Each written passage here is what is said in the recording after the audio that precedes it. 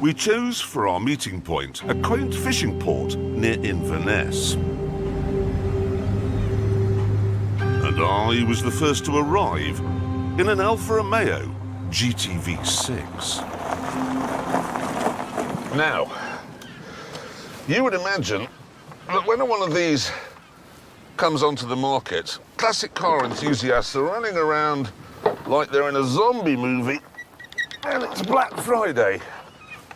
But no, I bought this from an 83-year-old man who'd had it since new and was only selling it because his 84-year-old wife found it so difficult to get in and out of, you know. It's only done 26,000 miles, and yet it cost £10,000. And £10,000, that's a round of drinks in the world where this sort of thing belongs. Oh, hello. James May in a Lancia Gamma Coupe. It's one of the prettiest cars ever made, but don't tell him I said that. Morning, May. How much? £13,500. Oh, so £3,500 more than I paid for this vastly superior Alfa Romeo. Well, £13,500 is a bargain for a car that is coach-built and extremely rare and beautiful. But it isn't exotic like this is. What do you mean it's not exotic? OK, may I just talk you through some of this car's features, yes?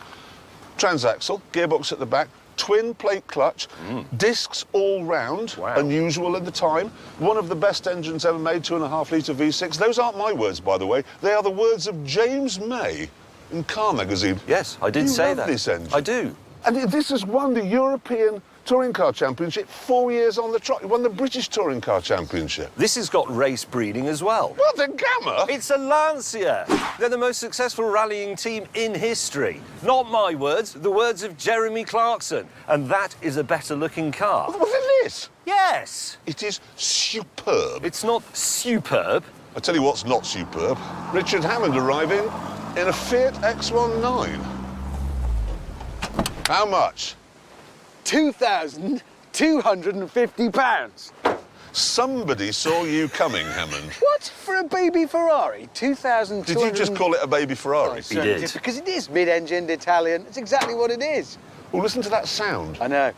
That is the reassuring sound of tin on Russian steel. It's a light, bright, effervescent sound, just like the car. How many colours has this car been? It was black, then it was red, then it was white, then it was pale blue, and now it's purple. I'd like to add, actually, it's not how many colours has this car been, how many cars has this been? Well, quite.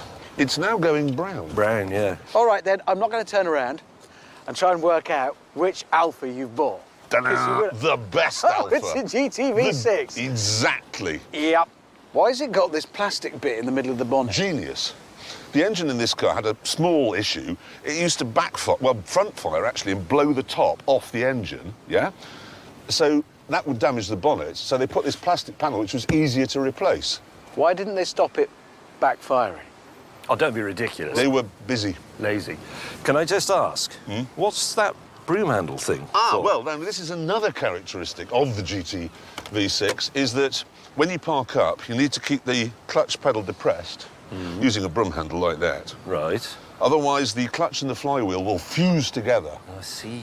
You know, I used to own one of these. There's not a lot I don't know about it. Yeah. When you used to own one of these, Yeah. how did you find the gear change? Smooth, snicky. No, it wasn't, was it? No, those aren't quite the right words. Terrible. What about second? Yeah, second. I don't know, I never found it. No, exactly. Yes, let's not get bogged down with some of the Alfa's minor design flaws. Disasters. Because all three of us have got classic cars I have, yes. for good money. We're in Scotland, so why don't we take them on a drive in... Well, let's be honest, Scotland is just a road trip. Well, I agree. we could, while we're here, we could do the NC 500. Which, I mean, that is, it's... Voted by Condé Nast Traveller magazine, voted it the best road trip in the world last year. Locks, mountains, it's just... All the pretty bits, yeah. no, it's all the best bits of Scotland, right? Yeah. 500 miles round the north coast of Scotland. in Italian exotic. This is my choice. And before we've even begun, there it is. The Subaru Impreza is the best, and that's that. It just is. At this point, James arrived with one of his favourite things, a contrary opinion. That is a fantastic car, Hammond. The Subaru is superb. It's not quite as fantastic as what I've brought, which is a Mitsubishi Evo. Yes, and if you're on an actual rally special stage or a racetrack, the Evo is brilliant. But the fact remains, to get home again, you would take the Subaru because it's just more suited to the real world somehow. It's more calm. Calm? Yes. Who wants a calm rally car? This twat. At this point, Jeremy demonstrated that he hadn't been listening to himself. Hello! Didn't you say that you had to bring the best rally car? It is. It's an Audi Quattro. That's not an Audi Quattro. It is! Where does it say Quattro on that?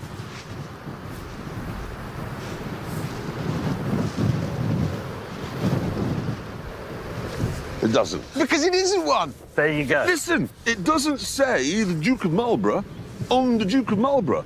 But we know he is the Duke of Marlborough because his ancestor won a battle. And that car's ancestor won a battle. Twice, won 2 battles. You've brought the wrong thing. It's an RS4. These are rally It's an cars. executive car. Listen, I am older than you two. And older. And with age has come wisdom. Wait.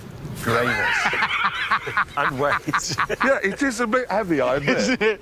They are a heavy car. He said dodging that one. Very Oh, good. sorry. What? My phone is buzzing. Inevitable. Go on. There is no escape, is there?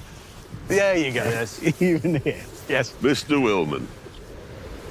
Right, hang on. In order to find out which of your cars is the best, you will drive across what both the BBC and The Guardian call Europe's last great wilderness. You will drive all the way across Norway, Sweden and Finland, never once dropping below the Arctic Circle, and you must get to Ivalo Airport near the Russian border by 5 p.m. on Saturday, because that's when your plane back to the UK leaves. So we've got to, hold on, we've got to get to the finish line in 6 days. What is it, 500-600 miles? Ooh, we're going to be over 100 miles a in the day. Subaru Impreza. Oh. It doesn't sound very tricky this time. I mean, if we were in convertibles, or we're in four-wheel roller drive. skates. Yes, four-wheel drive saloons. They are. This isn't the clearing up shower, is it? No. Ow! Ow! Ow! Should we get going? Yes. Holy cow!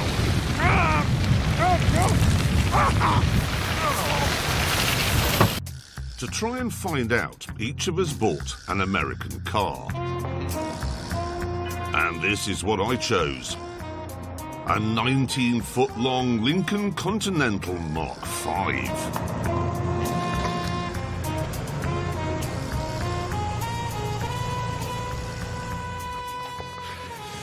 Remember Jock Ewing out of Dallas? He had one of these. Fat Frank Cannon, the TV detective, he had something very similar. Mark IV, basically the same. And what this means is that when I was growing up, I would see a Lincoln on TV every week, and then I'd turn to my dad and say, Dad, can we have a Ford Cortina? Why didn't I want one of these? Why didn't he? Oh, hello.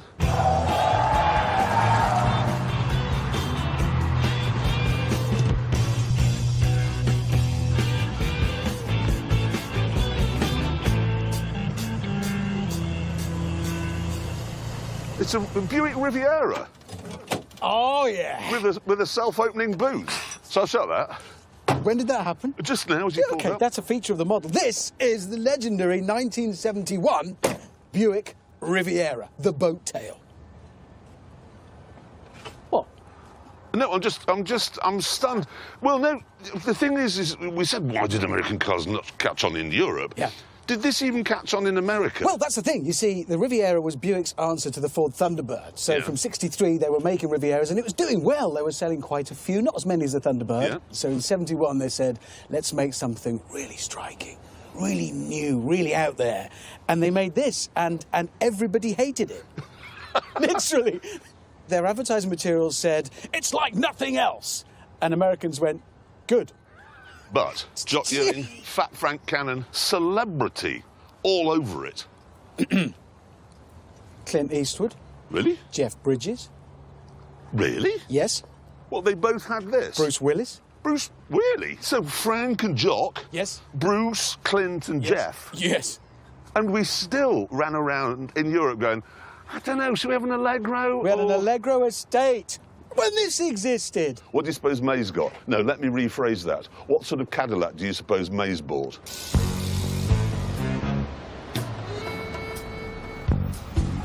Eventually,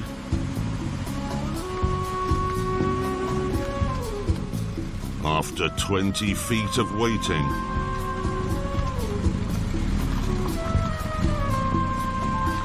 we got the answer.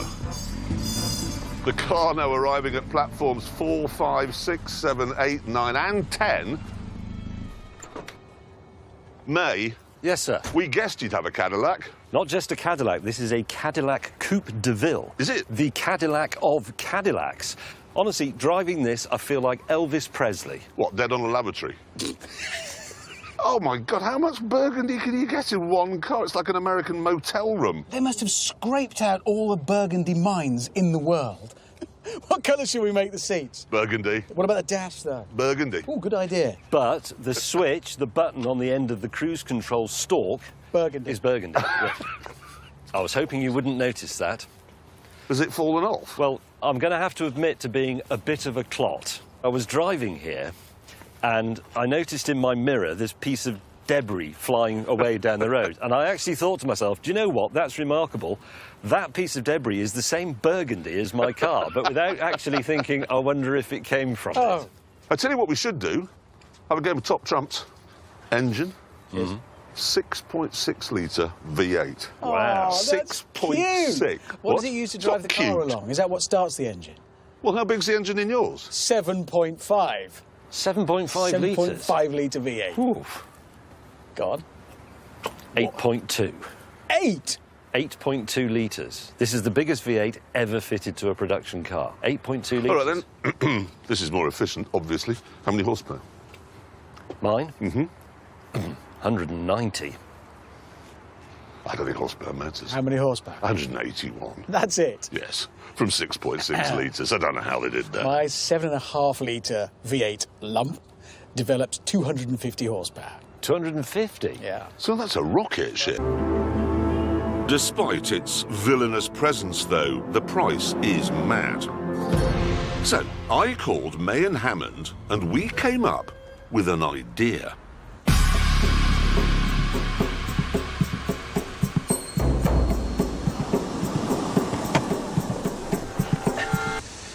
If you are a Chinese businessman or businessman woman and you want a car that reflects your status, you don't need to spend £880,000. You can simply pop over to Europe and buy a Mercedes S-Class like this one.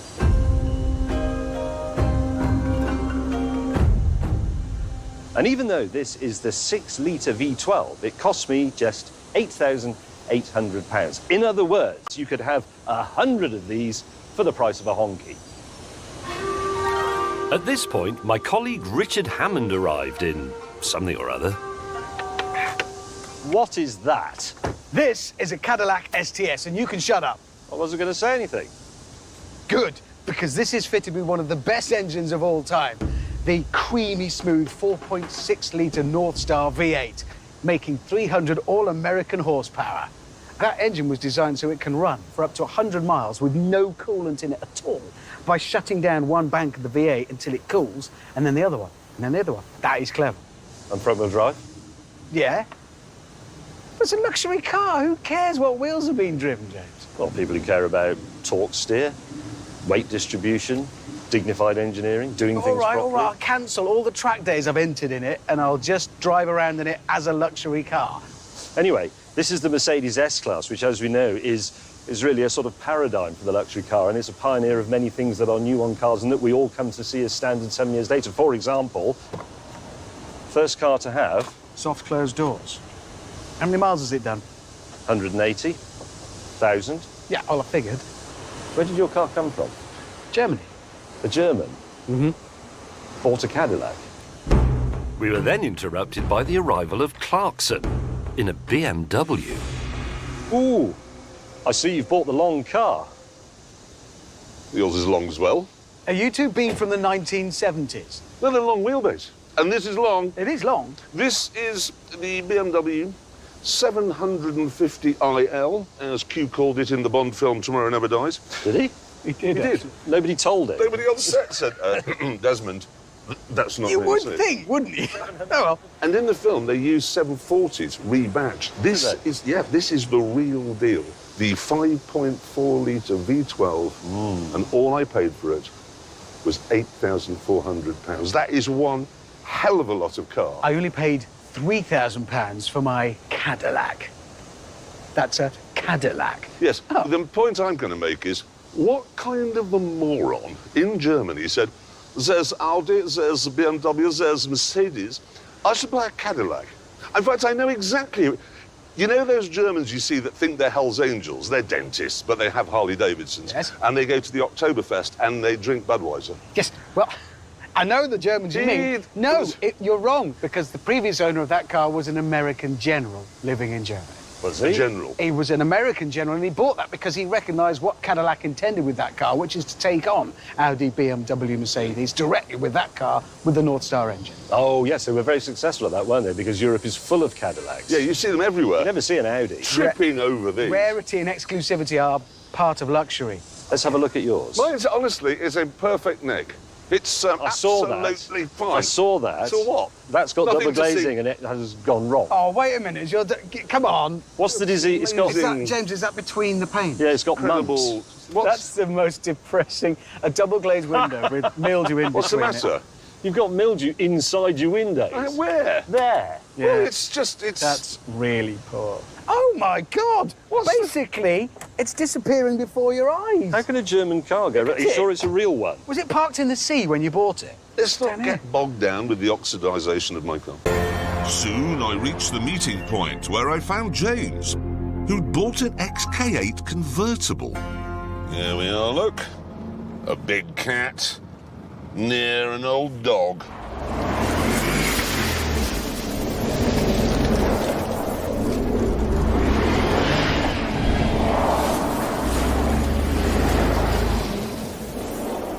Greetings, mate.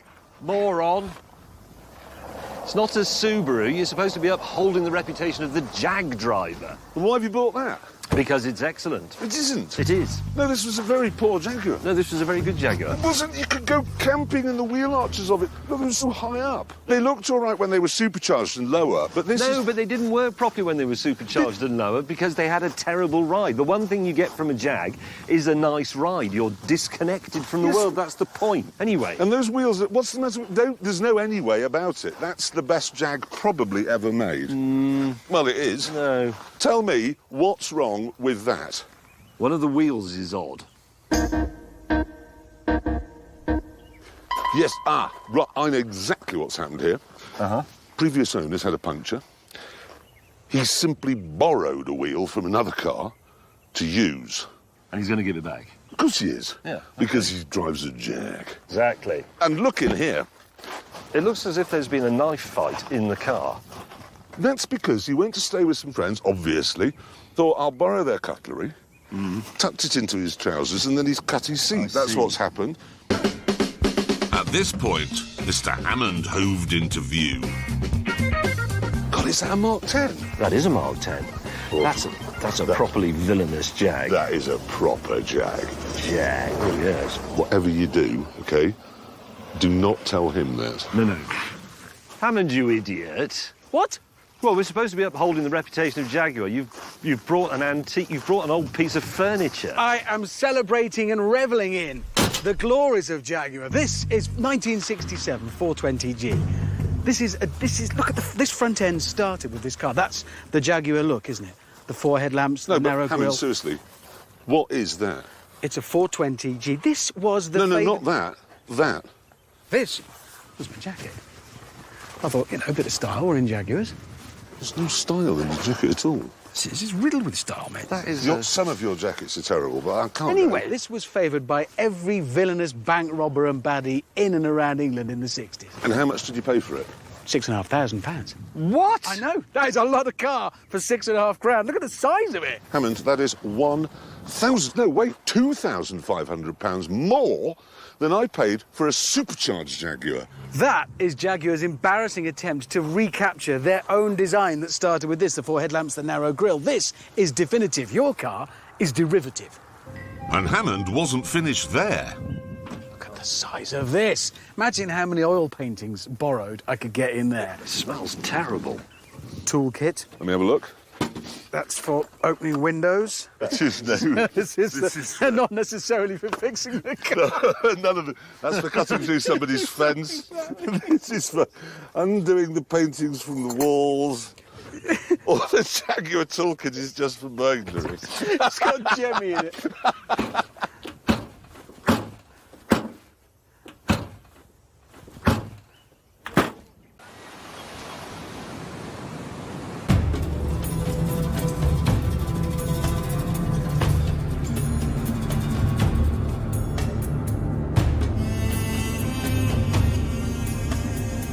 The meeting point was on the shores of the Black Sea, and naturally enough, James May was the last to arrive in the new BMW 8 Series.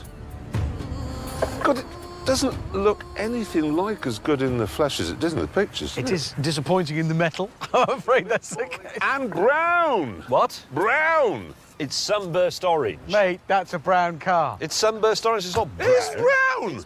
Orange. And it looks very like a Toyota. No, Is it it on doesn't. delivery wwheels? Are they specially for delivering it? What are you talking No, about? there's Like little casters. wheels that they can move it that's around what I on. mean, that's what I mean. Yeah. Well, they're not big enough, are they? Can you have a 22-inch wheel? No. Why not? Well, why would you want a 22-inch wheel? Because It then would it would- spoil the ride. Would fill the arches. Yeah. Oh! And I suspect criminal offence. What? Anyone who puts an M badge on a BMW that isn't an M BMW has to go to prison. So this is one of those M cars that isn't an M It car. isn't They've an done M that car, before. is it? No, it's not the M8. That why does comes it say later. M on it? Because it's the M Sport, in effect. fake. As So well. It's M not a fake. Sport just means not an M, doesn't it? But it's in between the M and the normal cars. That's why you have M Sport 5 Series, Not for an M. example. This is like Elton John's Greatest Hits without your song or Tiny Dancer on it. James, I don't want to be childish about this now, but I hate... Do you not? I hate But your, you're going to. I hate your gear lever. I love it. Look at it. I think that's fantastic. And the rest, it's horrible gear lever and a boring interior. That's contemporary and tasteful. Let's have a look at yours. What have you got? Oh, you've got Oh, the new where? Bentley Oh, that's the the same as the Bentley. old Bentley. Apart from being a completely new car. Yeah, but it looks the same. It doesn't look the same. It's completely different front end, different sides. Oh, no, it looks like an different Aventador. back. No. It's a completely new car. This monochrome Union Jack applied by Germans. Yes. There is some German influence. Chassis, German. Yeah, Engine, yeah, German. yeah. Oh no! The Germans have done all the tech and engineering. That'll no wait, it'll be brilliant. What? It's a bit... It's I beautiful. use the word advise. It's a bit camp. That is a special. camp. It is. What's camp It's about all that? pleated and leathery and... Ugh. It does give good occasion, that. That is a special event. Does Liberace pop up out of the centre console and play the piano for you? You see, the reason I'm not having a go at your interior is my Aston has been delivered with Birmingham spec. That's horrible. Oh, that's quite vivid, isn't it? I mean, worryingly for you, I quite like that. You like that? Exactly. So this is it's a DB11 No, well, no, it's the DBS. Superleggera. because it's very light, isn't it? Is it? That's what Superleggera means, yeah.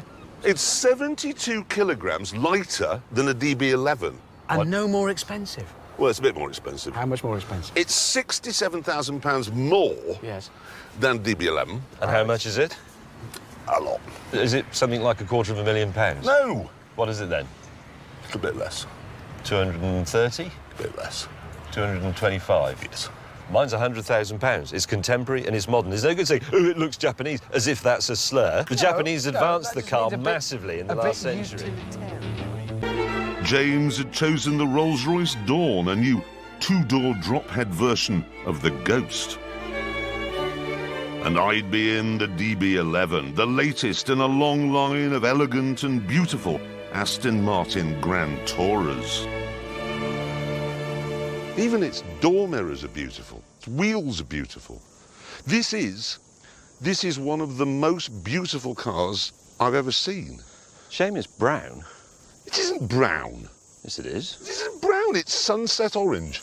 It's not brown in the way that my car is green. It's brown. Your car is a convertible BMW 7 Series. No, it isn't. But is it a 7 Series underneath?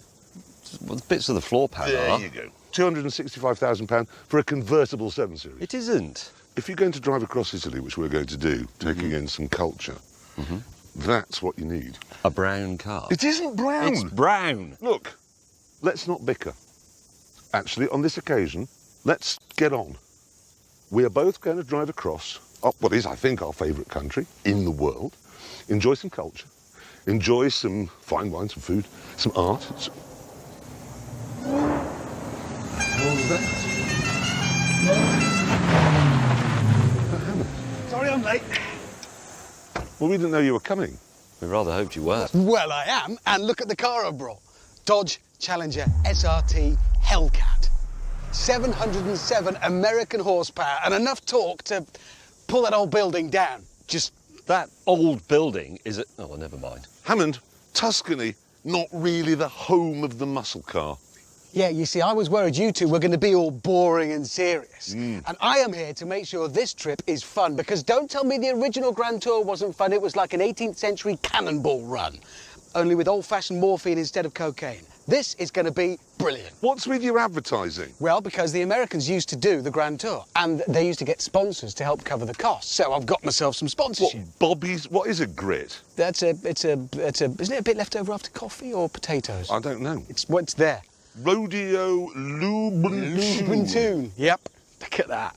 The thing is, people will look at me in that and know I am on a Grand Tour. You, they'll just say, what are these two old farts doing? Seriously, You have made no effort. You haven't got into the mood for this. art, music, culture. Refinement. Yes. Is this something to do with you? Yes, they're here. These are my spare tyres.